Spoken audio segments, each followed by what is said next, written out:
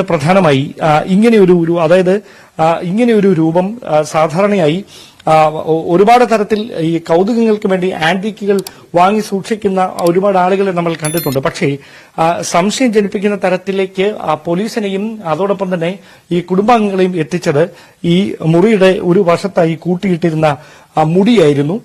സ്വന്തം ശരീരത്തിലെ തലമുടിയും രോമങ്ങളും അടക്കം അത് ഈ സംഭവം നടക്കുന്നതിന് 2 ദിവസം മുമ്പ് പ്രജിൻ തന്നെ വടിച്ച് ഒരു വശത്തെ കൂട്ടിയിട്ടിട്ടുണ്ടായിരുന്നു.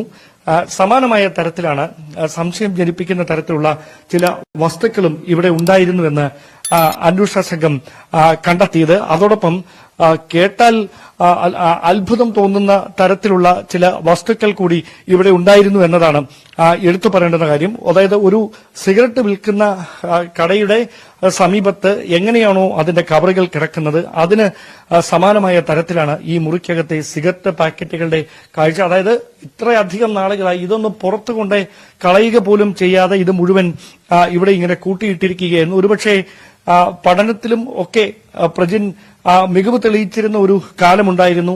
അതിന്റെ ഓർമ്മപ്പെടുത്തലുകളായി ഈ ട്രോഫിയും മറ്റ് വസ്തുക്കളുമൊക്കെ ഇവിടെ ബാക്കിയാകുന്നുണ്ട് എന്നതാണ് പ്രധാനമായ മറ്റൊരു കാര്യം. അതോടൊപ്പം